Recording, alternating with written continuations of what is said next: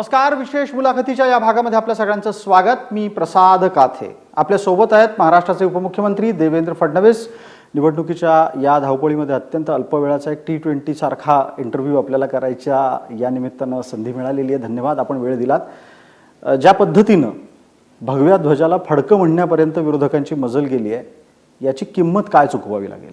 वाटतं की मी जे मध्यंतरी बोललो होतो की उद्धवजींना सायकियाट्रिस्टची आवश्यकता आहे, त्यांना मदतीची गरज आहे, हे आता त्यांच्या स्टेटमेंट्सवरनं स्पष्ट होत आहे. ते ज्याला फडकं म्हणाले तो भगवा ध्वज आहे. आणि ज्यावेळी राष्ट्रीय स्वयंसेवक संघामध्ये गुरु कोणाला मानायचं हा प्रश्न निर्माण झाला, त्यावेळी डॉक्टर हेडगेवारांनी सांगितलं की हा भगवा ध्वज आहे, जो प्रभू श्रीरामांचा आहे, जो प्रभू श्रीकृष्णांचा आहे, जो छत्रपती शिवाजी महाराजांचा आहे, हा भगवा ध्वजच आपला गुरु असू शकतो. आणि म्हणून गुरुस्थानी तो भगवा ध्वज त्या ठिकाणी ठेवला. पण अलीकडच्या काळामध्ये उद्धव ठाकरेंना फक्त हिरवा झेंडा आवडतो. भगव्या झेंड्याशी त्यांचा संबंध संपला आहे. भगवा झेंडा त्यांना फडकं वाटतो आणि पाकिस्तानचा झेंडा घेऊन नाचतात. त्यांच्या मिरवणुकीमध्ये पाकिस्तानचा झेंडा नाचवला जातो. त्यामुळे त्यांची मानसिकताच यातनं समजते. मी तुम्हाला सांगतो आज याचा परिणाम काय होईल हे तर आपल्याला लक्षात येईलच, पण याचा दूरगामी परिणाम मात्र खूप मोठा असणार आहे, ज्याची त्यांनी कल्पना केलेली नाही. पण असं का झालंय की मराठी माणूस, हिंदुत्व या सगळ्यापासून विरोधक इतके दूर गेले आहेत आणि उद्धव आता मुसलमानांच्या लांगुल चालनाची भाषा करताना, कृती करताना दिसत आहेत? उद्धव ठाकरे जे आहेत हे पॉलिटिकल अर्थमॅटिक मांडतायत. त्यांच्या असं लक्षात आलं की त्यांच्या सगळ्या फ्लिपफ्लॉपमुळे हे जे काही त्यांनी केलं, त्यामुळे त्यांचा जो कोर मराठी वोटर आहे त्यातला एक मोठा वोटर हा त्यांच्यापासून दूर गेला आहे. त्या वोटरला आता असं वाटतं की हे देखील सुडो सेक्युलर पक्षांसारखं लांगुल चालन करतात. आणि म्हणून आता हे डेफिसिट कुठनं भरायचं, तर त्यांच्या असं लक्षात आलं की हे डेफिसिट मी मुस्लिम मतातनं भरू शकतो. आणि मग त्यांनी लांगुल चालन सुरू केलं. ते कुठपर्यंत पोचलं? पहिल्यांदा वर्षानुवर्ष हिंदू हृदय सम्राट शिवसेना प्रमुख बाळासाहेब ठाकरे भाषणाची सुरुवात करायची, माझ्या तमाम हिंदू बांधवांनो, भगिनींनो आणि मातांनो. उद्धव ठाकरे पण तशीच करायचे. इंडिया आघाडीची सभा मुंबईत झाली. सगळ्या नेत्यांनी त्यांना सांगितलं उद्धवजी चालणार नाही, हिंदू शब्द सोडून द्या. उद्धवजींनी हिंदू शब्द सोडून दिला. मग त्या ठिकाणी कॅलेंडर निघायला लागले उर्दूमध्ये. हिंदू हृदय सम्राट शब्द गेला, जनाब बाळासाहेब ठाकरे हा शब्द त्या ठिकाणी लिहिणं सुरू झालं. त्यांच्या सगळ्या ज्या काही मिरवणुका आहेत त्याच्यामध्ये शिवसेनेचे म्हणजे त्यांच्या उबाठाचे, मशालीचे पटके घातलेले लोक टिपू सुलतान जिंदाबादचे नारे द्यायला लागले. आणि कहर हा झाला की त्यांनी एकीकडे मुंबई बॉम्बस्फोटाचा जो काही आरोपी आहे त्याला स्टार प्रचारक केलं आणि दुसरीकडे पाकिस्तानचा झेंडा घेऊन त्यांच्या मिरवणुका निघायला लागल्या. म्हणजे इतकं पतन झालेलं आहे की आता त्यांना असं वाटतं की मुस्लिम मतांशिवाय निवडून येता येत नाही, म्हणून पाकिस्तानचा झेंडा देखील त्यांना चालतोय. ठीक आहे, पण हे एका बाजूला त्यांनी त्यांच्या मतांसाठी केलं. मला भारतीय जनता पार्टीच्या समोरची अडचण आत्ताची अशी दिसते आहे की मुसलमान एक गठ्ठा विरोधात जातोय आणि हिंदू एकवटत नाहीये. हिंदू समाज हा कधीही अशा प्रकारे एकवटत नाही. याचं कारण काय आहे? त्या ठिकाणी ते लोक प्रत्येक लढाईला अस्तित्वाची लढाई मानतात. हिंदू समाज हा मुळातच एक अतिशय शांत समाज आहे, सर्वांना सोबत घेऊन चालणारा समाज आहे. पण असं समजू नका की त्याचे डोळे उघडे नाही आहेत. तो उघड्या डोळ्यांनी पाहतोय. आणि मला विश्वास आहे हे लोक रोज वोट जिहादचे व्हिडिओ काढून राहिले आहेत. पुण्यात आपण बघितलं असेल, तंजीम बोलवून मोदींना जो हरवू शकतो त्याला वोट द्या, उद्धव ठाकरेंना वोट द्या, असं मौलानांनी त्या ठिकाणी सांगितलं. हिंदू समाज उघड्या डोळ्यांनी पाहतोय. मला विश्वास आहे आता हिंदू समाजही जागा होणार. हिंदू समाज हे समजतोय की हा लोकशाहीचा यज्ञ आहे आणि या यज्ञामध्ये आता मोदीजींकरता समर्पण करायचं असेल तर आपल्या मताची आहुती या यज्ञामध्ये समिधा म्हणून द्यावी लागेल. आता हिंदू समाजही आपल्या मतांची समिधा ही मोदीजींना दिल्याशिवाय राहणार नाही. पण या सगळ्या याच्यात हिंदू अडकतो तो जाती जातीच्या राजकारणामध्ये अडकतो. आणि महाराष्ट्रातलं राजकारण डोळ्यासमोर ठेवलं तर मनोज जरांगे स्वतःला मराठ्यांचा नेता म्हणवतो, त्याच्या मागे शरद पवार उभे राहताना दिसतात. जातीचा विषय आपल्या ठिकाणी आहे, पण ज्यावेळी हिंदुत्वाला आव्हान मिळतं त्यावेळी सगळे एक होतात आणि अशा प्रकारे हिंदुत्वाला आव्हान देण्याचा प्रयत्न यांनी केला आहे. हे ठीक आहे की काही पक्षांनी आपल्या स्वार्थाकरता मराठा आंदोलनाचा उपयोग करण्याचा प्रयत्न केला, समाजामध्ये दरी पडली पाहिजे असा प्रयत्न केला. कदाचित काही अंशी काही मतदारसंघात ते यशस्वी देखील झाले. महाराष्ट्राकरता ही अत्यंत मला असं वाटतं दुःखद अशा प्रकारची परिस्थिती आहे की दोन समाज एकमेकासमोर उभे आहेत. फॉर्च्युनेटली काही मतदारसंघातच ते आहेत, सर्वदूर त्यांना करायचं होतं पण तसं घडलेलं नाही.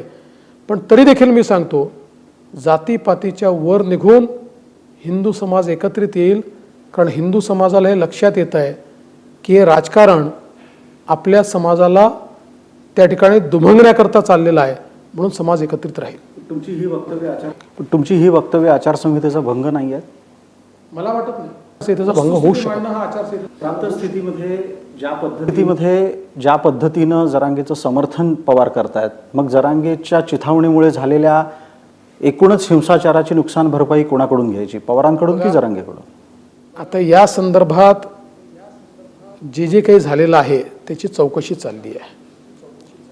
त्याचा जो काही निकाल यायचा तो निकाल येईल. पण मी एवढंच सांगतो की शरद पवारांची पार्टी आणि उबाठा या दोघांनी या आंदोलनाच्या खांद्यावर बंदूक ठेवून आपला राजकीय फायदा कसा होईल हा प्रयत्न केला. लॉंग टर्ममध्ये त्यांचं मोठं नुकसान होईल. तुम्ही वारंवार असा एक संकेत देत आहात की हे दोन्ही सध्याचे जे गट आहेत, पवारांचा गट आणि उद्धव यांचा गट, ते विलीन होणार आहेत.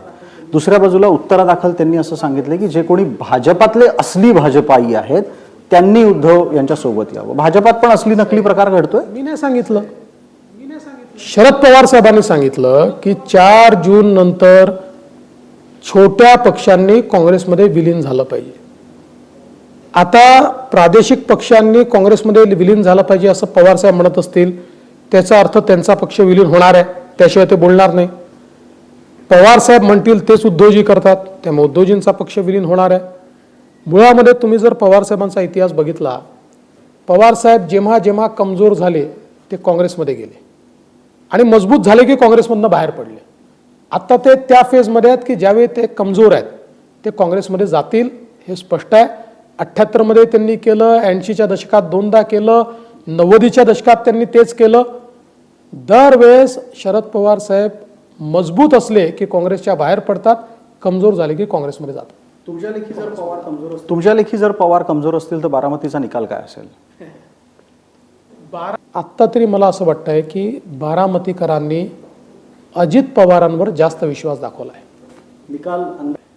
निकाल अंदाज बांधू शकताय कोणाला किती मताधिक्य असेल? नाही, इतका अंदाज मी काही बांधू शकणार नाही. महाराष्ट्राच्या राजकारणाच्या आत्ताच्या या शेवटच्या टप्प्याकडे आपण चर्चा करत असताना मला 2 आकलनं तुमच्याकडून हवी आहेत. पहिलं, राज्यात काय निकाल लागणार आहे?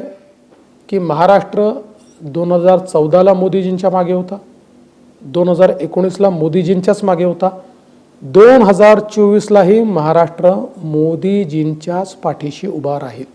काही फरक पडणार? आकडा वेळेसपेक्षा कमी नाही, मागच्या वेळेसपेक्षा कमी. पण आम्ही गेले काही दिवस हे पाहतोय ज्या दाव्यांनी आणि ज्या आत्मविश्वासानं देवेंद्र फडणवीस 2019 मध्ये आकडा सांगत होते, 24 मध्ये ते थोडेसे वाट पाहून आकडा सांगतायत. असं नाही, इलेक्शन पटकन संपलं, इलेक्शन लांबलंय. माझी सवय आहे, इलेक्शन जेव्हा संपतं त्यावेळेस मी आकडा साधारणपणे प्रायव्हेटली सांगतो, तो सांगेन ना मी. आणि देशाच्या संदर्भातली आपली परिस्थिती आकलनाची, देशामध्ये मोदीजींना समर्थन आहे. मला विश्वास आहे की मोदीजींनी जे सांगितलं होतं लँडस्लाईड विक्ट्री आणि 400 पारची विक्ट्री याकडे देशाची निवडणूक चालली आहे. 400 पार चालली. 400 पार हे नक्की आपण पुन्हा एकदा एनडीए म्हणूनच मोजणार आहात का चमत्कार झाला तर भाजपा सुद्धा जाऊ शकतो? मग महाराष्ट्रातल्या काही मोजतायत. मग महाराष्ट्रातल्या काही सीटच्या बाबतीत आपल्याला लक्षात घ्यायला लागेल की काही मतदारसंघातले काही उमेदवार हे तसे भारतीय जनता पार्टीच्या आणि केडरला पसंत न पडलेले आहेत. कुठेही वाटत नाही. आणि भारतीय जनता पक्षाचं एक पक्क आहे, आमच्याकरता 2च प्रकारचे उमेदवार आहेत. एक मोदीजींच्या बाजूचे आणि दुसरं राहुल गांधींच्या बाजूचे. इथे तिसरं काही नाही आहे. उबाठा असेल, काँग्रेस असेल, शरद पवार गट असेल, हे सगळे राहुल गांधींच्या बाजूचे उमेदवार आहेत. शिवसेना असेल, राष्ट्रवादी काँग्रेस असेल, BJP असेल, हे सगळे मोदीजींच्या बाजूचे आहेत. मोदीजींच्या बाजूने जो भाजपचं मत त्याला. जर प्राप्त स्थितीमध्ये तुम्ही जो सांगता आहात तो आकडा प्राप्त झाला नाही तर ची काही चर्चा आणि त्यावेळेला उद्धव ठाकरेंना सोबत येण्यासाठी प्रयत्न करण्याचा काही सवालच होता. आकडा पार होणार, उद्धव ठाकरेंची गरज पडणार नाही. राजकारणामध्ये जर तरची उत्तर द्यायची नसतात तरी उत्तर देतो असं जर कोणी स्वप्न पाहत असेल की आकडा कमी येणार आणि आपल्याला बोलवणं येणार, त्यांच्या मनातले मांडे त्यांना मनातच खाता येते. राज्याचे गृहमंत्री म्हणून एक प्रश्न आहे आणि जी जबाबदारी ज्या प्रश्नाची आणि ज्या वक्तव्याची तुमच्यावर येते त्या अनुषंगाने विचारतो.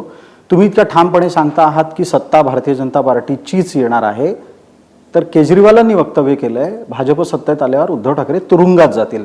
महाराष्ट्राचे गृहमंत्री काय उत्तर देतात या वक्तव्याला? ठरवून कोणाला तुरुंगात टाकत नाही आणि कोणाला तुरुंगात टाकायचं किंवा नाही टाकायचं हे एजन्सीज फायनल करतात. एजन्सीला जर एखाद्याच्या विरुद्ध पुरावा मिळाला तर ते तुरुंगात जातात, पुरावा नाही मिळाला तर ते जात नाही. त्यामुळे भारतीय जनता पक्षाचा असा कुठलाही प्लॅन नाही. अरविंद केजरीवालांच्या संदर्भातला एक राष्ट्रीय पातळीवरचा मुद्दा सध्या प्रचंड गाजतोय. महिला खासदाराला अरविंद केजरीवाल मुख्यमंत्री असलेल्या ज्या घरात राहतात तिथे मारहाण होते आणि इकोसिस्टमचं वागणं आपल्या समोर आहे. ही माहिती आहे.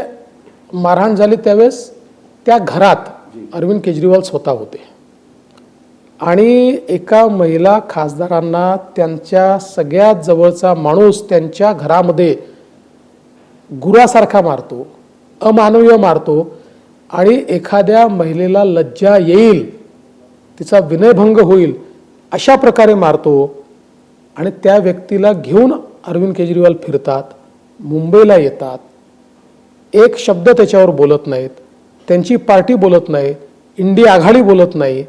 कालपर्यंत महिला अत्याचार आणि महिलांना न्याय देण्याच्या गप्पा मारणारे या विषयावर का चूप आहेत हा माझा त्यांना सवाल आहे. महिलेचा अपमान करणाऱ्या अशा व्यक्तीची कुठल्याही प्रकारची वक्तव्य महाराष्ट्रानं गांभीर्यानं घ्यावीत का? घेतली नसती. अरविंद केजरीवालांची वक्तव्य महाराष्ट्रात कोणी गांभीर्याने घेणार नाही. पण आता तर जेव्हा त्यांचा बुरखा फाटलाय त्यावेळेस तर त्यांना गांभीर्याने घेण्याचा प्रश्नच उठत नाही. तुर्तास या मुलाखतीच्या शेवटच्या टप्प्यातला एक पटकन प्रश्न असा विचारतो की निवडणुकीच्या निकालांची सर्वस्वी जबाबदारी महाराष्ट्रात कोणाची, शिंदे, पवार की फडणवीस? जो काही परफॉर्मन्स येईल चांगला आला तरी आमच्या तिघांना त्याचं क्रेडिट जाईल, काही कमी अधिक झालं तरी डिस्क्रेडिट आमचंच असणार आहे. पण मला विश्वास आहे की मोदीजींनी आम्हाला जे वातावरण तयार करून दिलं आहे ते आम्ही मतांमध्ये कन्व्हर्ट करू शकू. धन्यवाद. या धावपळीच्या कालावधीत आपण भेटलात आणि वेळ दिलात, प्रश्नांची उत्तरं मनमोकळेपणा दिलीत त्यासाठी थँक्यू. तुर्तास या मुलाखतीमध्ये इतकंच. आपण पाहत रहा फक्त जय महाराष्ट्र.